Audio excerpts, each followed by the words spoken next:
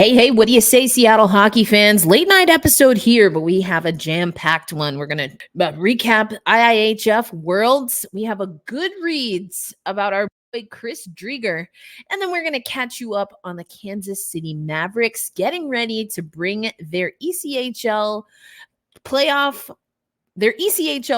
series back to Kansas. All that and more coming up on today's episode of Locked On Kraken.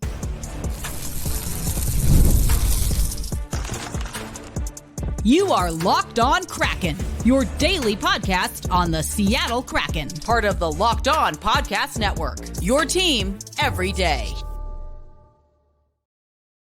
What's cracking, Seattle hockey fans? Erica L. Ayala here, your host of Locked On Kraken, part of the Locked On Podcast Network, where we bring you your favorite team every single day. Want to let you know today's episode of Locked On Kraken brought to you by our friends at FanDuel. Make every moment more. Right now, new customers get $150 in bonus bets with any winning $5 bet.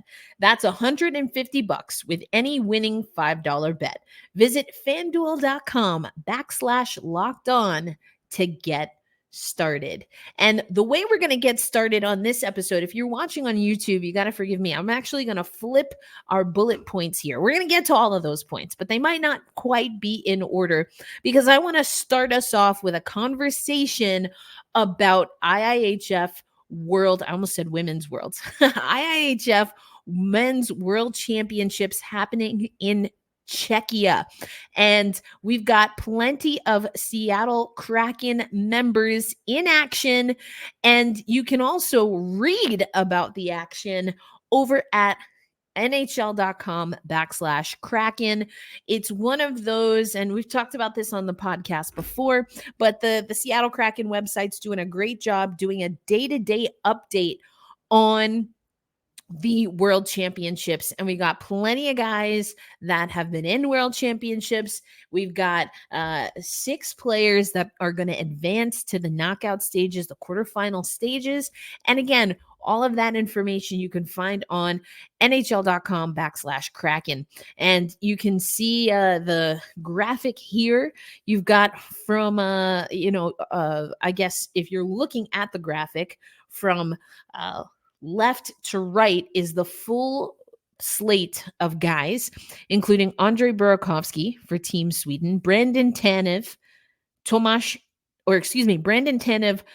Alexiak, and Jared McCann, who we talked about the other day, for Team Canada, Pierre-Edouard Bellemare for Team France, Philip Grubauer right there in the middle for Team Germany, Tomáš Tatar for Slovakia. And the name of the game, I should say, the star of this cluster of guys, at least from the Seattle Kraken perspective, is a guy, quite honestly, that I would love to see get started and get really fired up, get going for the Seattle Kraken, and that is one Andre Burakovsky. Burakovsky scored in a 6-1 victory over Slovakia. So Berkey and his team, Sweden, took on Tomáš Tatar and Team Slovakia.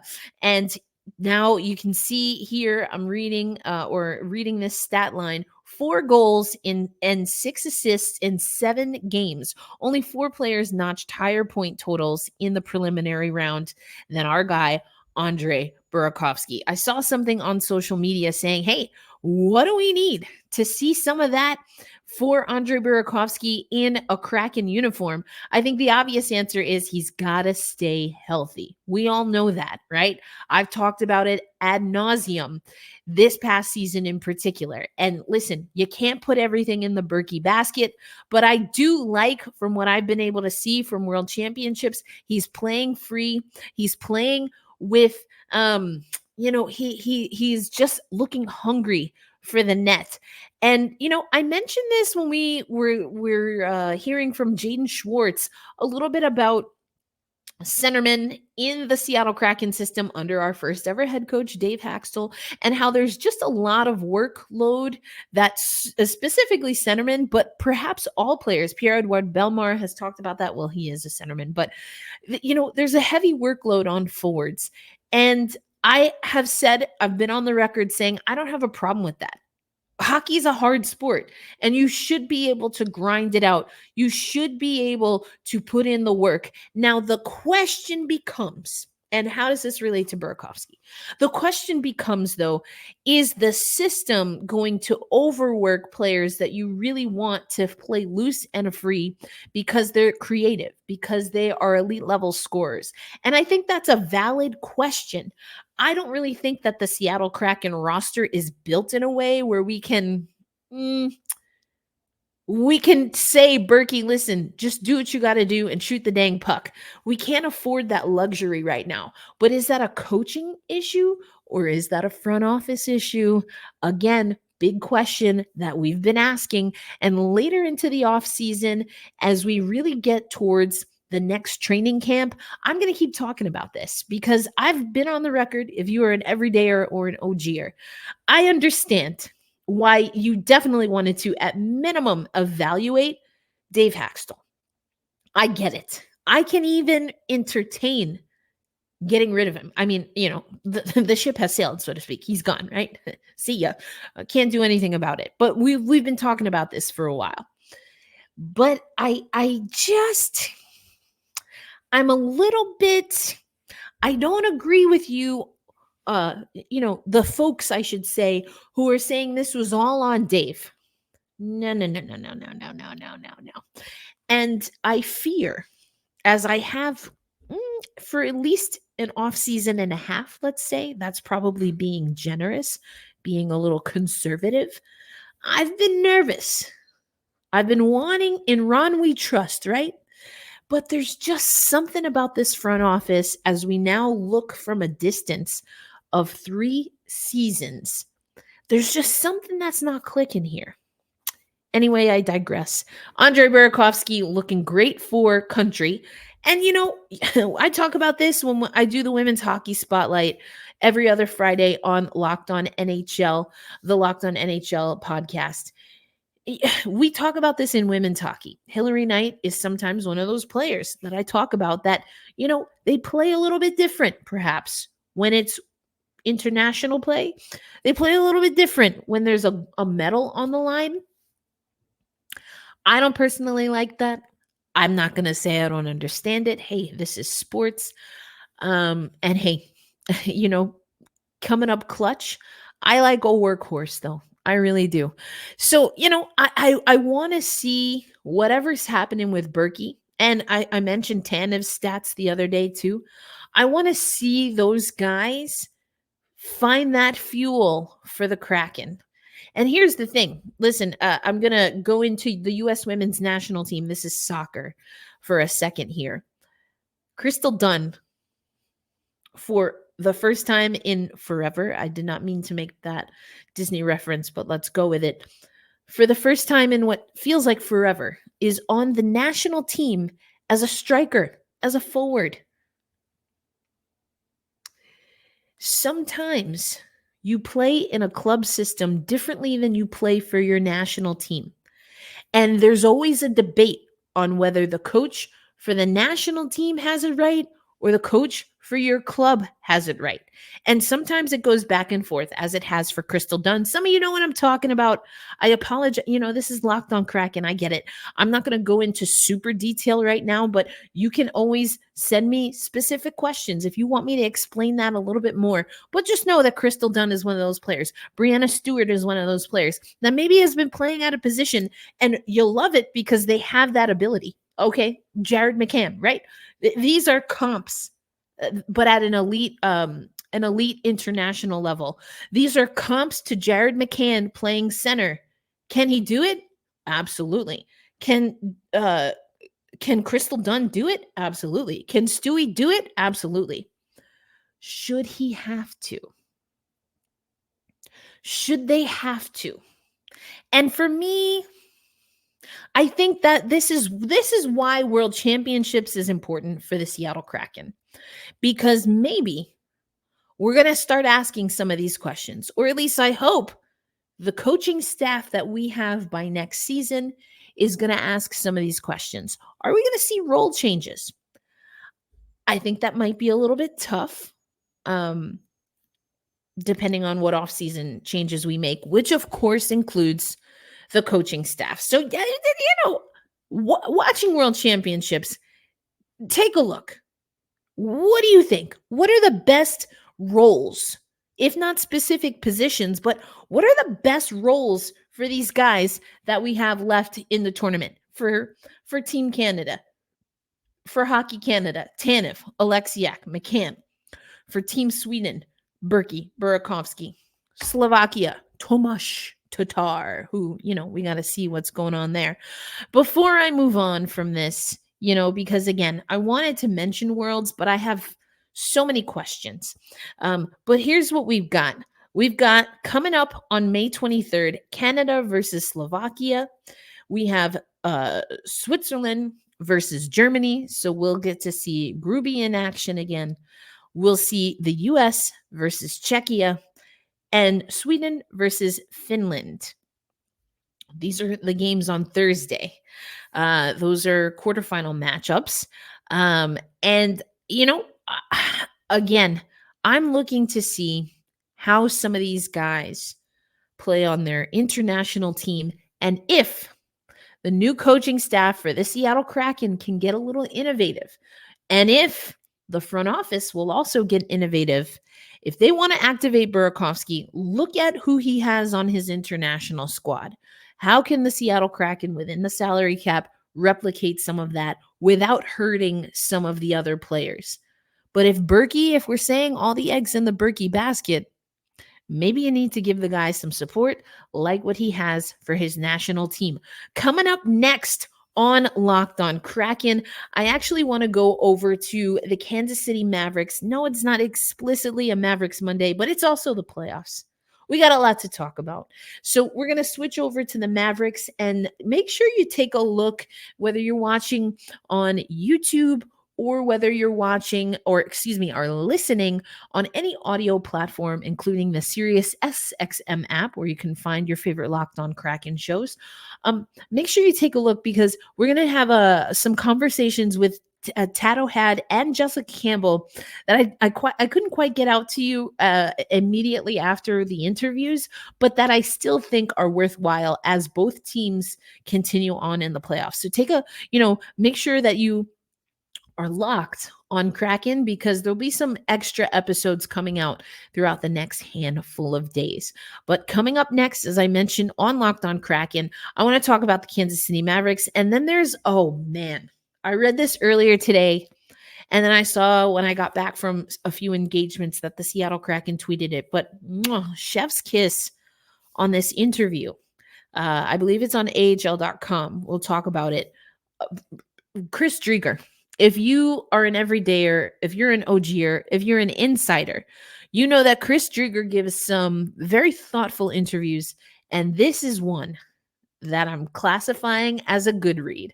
That's coming up on today's episode of Locked On Kraken. As I mentioned earlier on, today's episode of Locked On Kraken, brought to you by our friends at FanDuel. It's winner take all time in the NBA and the NHL, and FanDuel is giving you your shot to bring home a big win of your own. Right now, new customers get $150 in bonus bets with any winning $5 bet.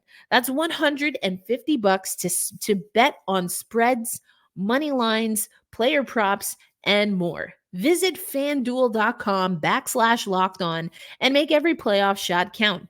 FanDuel, America's #1 sports book. All right. Again, jam-packed episode. Not going to want to miss it. Thanks as always for making Locked On Kraken a part of your daily destination. And listen, the next destination for the series between the Toledo Walleye and your Kansas City Mavericks is indeed going to be Kansas. Your Kansas City Mavericks. Oh, they dropped game 3. Not the end of the world. Especially because Now the series comes back to Kansas City. 4-3, lost to Toledo.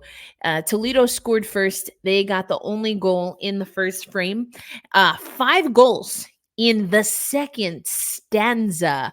It was actually Kansas City who gets on the board first in the second frame. You see Nopal got 2 goals in that frame, his second and third of the playoffs. And then the Toledo Walleye, though, they come out striking, and they were able to get 2 of their 3 goals in the last 4-5 minutes of the period. So we talked about some of the numbers. I'm not watching every second of these games, but we talked about some of the numbers, and I saw in the comments, is it a matter of Toledo just getting goalied? And felt kind of just by even looking at the box score, and again, knowing how this Mavericks team has played throughout the season, that we might see a little bit of a tipping point. This is nothing to be concerned about. It's one game. It's a 7-game series. And I think I mentioned it on yesterday's episode. The determination, the ability to learn and adjust pretty quickly from their mistakes, they're all things that I have personally witnessed in watching Kansas City this year, especially when they've been in Tulsa, but also from talking to Tad O'Had, who, of course, is their head coach and general manager. Now, here are some things that I think we have to take into consideration. And it's actually a part of the audio that I'm going to play in some of these bonus episodes that are going to roll out is physicality. I noticed in the last series that the physicality ramped up, and it was something that the Kansas City Mavericks had to manage. And there was also something that I think you're going to love. I think you're going to absolutely love this. I'd never heard this before. So if you've heard this phrase before, let me know in the comments. But Tad O'Had talked about what he called, quote unquote, hope plays. HOPE. Hope plays. I don't want to spoil it too much. Let me know. Have you ever heard this comment or heard this term? Let me know in the comments. Do you know what a hope play is? Do you have an idea of what a hope play is? I'm dying to hear from other fans. So we're gonna release that audio again. This was from the series prior to the series with Toledo, so I can release it at any point in time. It's not explicitly relevant to the series that's happening right now, but in the broader picture, it's extremely relevant. And I loved hearing Tad walk through this idea of hope plays versus maybe what he wants to see on a more regular basis from his team. But I also asked about the physicality. And so I think those are 2 things that I'm going to keep an eye on. Toledo had 3 power play opportunities. Now that's comparative to Kansas City only getting 1. There's a lot of reasons that could be. What I like about it is that the Mavericks held Toledo to only executing on 1 of their power plays. We only got 1 power play, the Mavericks, that is, couldn't find the back of the net. So, of course, special teams, it's always going to be critical, special teams, in taking advantage on the advantage. As far as getting goalied, saves, it was Morris who started game 3. Saves 26 of 30 shots faced. And on the other side, 25 shots saved of 28 faced. So pretty even workload between the goaltenders. That being said, remember what I told you between game 1 and game 2. Morris's numbers are about on track from what we saw from him in game 1. We heard from Tad O'Had. If you're a Locked On Kraken insider, he told us Morris was going to start. I figured they'd go back and forth, but LaFontaine saw a lot of shots in game 2. And I know I talked about hope plays. This is unrelated to what Tad was saying, but sometimes you give hope, too much respect maybe, to the other team. I've got some travel. I think I might have mentioned that I have a family wedding coming up this weekend. So the schedule is a little bit wonky, but I am going to try and get Tad on the phone on the telly then. I'm going to try and talk to him because I think just from, again, what I've been able to see in passing and looking then back in the box score, there's a few very particular things that I want to ask Tad about. So, but you'll have to stay locked on Kraken to hear more from Tad O'Had. Again, bonus episodes with Tad, a bonus episode with Jessica Campbell, which I think you're going to enjoy. All that is coming up, but we're going to end this episode going back to the Coachella Valley Firebirds. I have a fun little video. I posted it on YouTube for those who follow on YouTube. If you're not already, please do subscribe and set the notifications so you get the videos on YouTube. Play a little bit of a message that Jason JD Hernandez has for you, Kraken fans. We're going to play that and then get into the good read about our dude, Chris Drieger. I know when we do our live episodes, a lot of you have a lot of very valid questions about Chris. I still have a lot of questions about Chris, but I think you're going to enjoy this article and getting to know his process a little bit more, something that we've documented here on Locked on Kraken. That's what's coming up.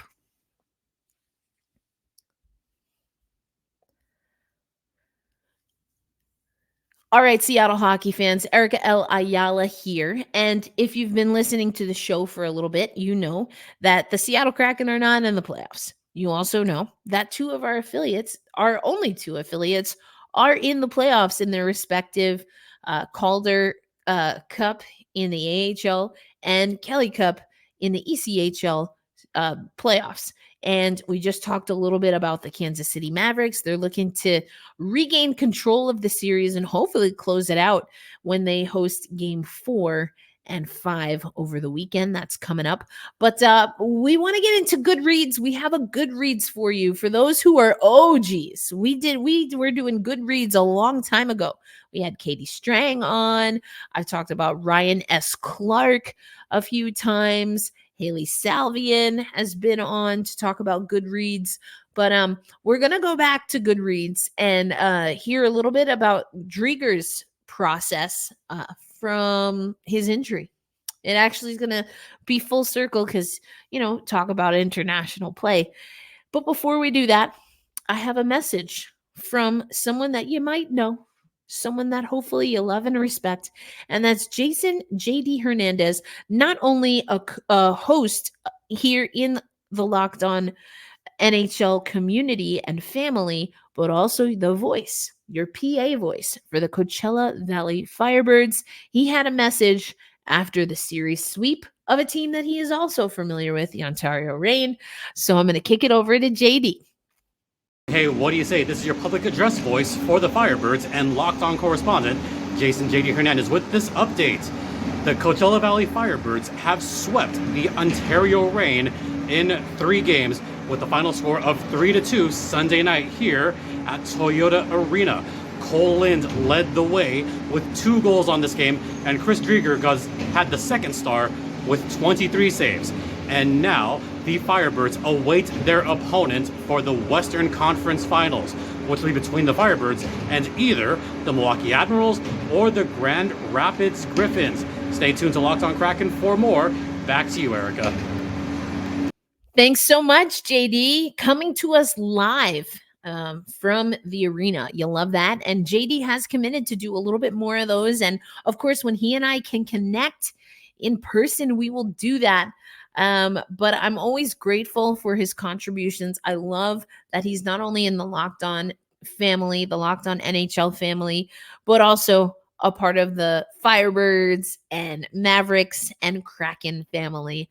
It's great to have a good friend and someone I certainly respect here. So thank you for that, JD. But I want to take you now to Goodreads, because you heard JD mentioned Chris Drieger. I mentioned Chris Drieger on the episode the other day. And, he is someone that I find fascinating. So Patrick Williams over at AHL.com writes this article: Firebirds Drieger taking nothing for granted. came out on May 21st. Really great read. It's not a good read, it's a great read. And it follows Chris Driedger in a pretty concise format. It follows Driedger's trajectory from ECHL, AHL, Florida, playing with the Canadian national team, getting hurt, what that felt like. It's just really great. But something that I loved, and again, if you are a Locked On Kraken insider, if you are a longtime listener, an everydayer, you know that I guess now we're talking 2 seasons ago, I caught up with the Seattle Kraken in New Jersey, and Chris Driedger at the time injured, but with the NHL team, talking about the process from a mental perspective. He's been very open, I will say, especially since being with the Seattle Kraken, about the mental fortitude and the mental wellness, the health and wellness that it takes to do what he's trying to do. And that was heightened in his injury. This is what I love. Goaltending. Okay, let me read the paragraph ahead of this because I think it's really important for context. So as I'm sure a lot of you know and remember, Driedger got hurt playing with Hockey Canada. He missed almost the entire season, not last year, he's still playing, but season two for the Kraken. So I'm flash forwarding in this article, which I really hope you read, but talking about what happened after the injury. A week later came surgery. The Kraken put out an announcement. It was going to be a long, long recovery, 7 to 9 months. But goaltending coach Steve Briere, who had joined the Seattle organization shortly after Driedger's injury, quickly doled out some advice. You don't really get a chance to have time off from hockey, Driedger recalled Briere saying. It's a 9-month recovery. Maybe take the first 2 months and do some other stuff. So Driedger did. I'm not going to spoil it for you. But this is why it's a good read. It's a good read. It's a great read. It's set up well. And it gives a lot of information in a short punch. Well done. I love this article. I love getting to know Chris Driedger as someone who's interviewed him time and time again. I know what his voice sounds like. I know how or what he likes to talk about. I don't get to. I'm not around him all the time, but Driedger is a memorable interview. I'll put it that way. And I mean that in the way that he speaks he's distinguished from other athletes in how he speaks, the thoughtfulness with which he answers questions, his awareness of a process. And I guess it's fair to say that I've been in scrums where Chris Driedger is being interviewed by multiple people. And I've also had the honor of getting to talk with him one-on-one more times, actually, than I've been able to be in a scrum where we're all interviewing him. And I really enjoy hearing Chris Driedger talk about his hockey journey. And sometimes that is not talking about anything that's happening on the ice. So great read. I'm not going to spoil it for you. I'm going to give you maybe a week or so. But read that. It's a great article. And Chris Driedger is a player to watch as the Coachella Valley Firebirds, as you just heard from JD, await their opponent. And if you missed the bonus episode with JD and I, we kind of have this segment where I called it Driedger versus Decord. And not that I think there is competition between them. Quite literally, we saw that in training camp. We talked about it ahead of training camp, but more so their approach, specifically thinking about their impact with the AHL, our AHL team, the Coachella Valley Firebirds. And before you jump to conclusions, I think what you'll find, and maybe let me know if this is what you got from it. I think that what you'll find is JD and I both settled in saying that they both had massive impact, and their impact looked very different, which I think is fascinating. And so we'll see. We'll see what Drieger can do for the Firebirds. Of course, the big question looms: what will the goaltending situation look like next year, in a couple of years? I think that's always something that the Seattle Kraken have to keep in mind. But I guess we'll see. That's going to be our show for today, folks. I appreciate you so much for making Locked On Kraken a part of your daily destination. As I always say, be kind to yourself, be kind to one another, hold fast, stay true. And of course, we say loud and proud, let's go Firebirds, let's go Mavericks. And when the time comes once again, of course, let's go Kraken. I'll catch you on the next episode. Peace out, everybody. Have a great night.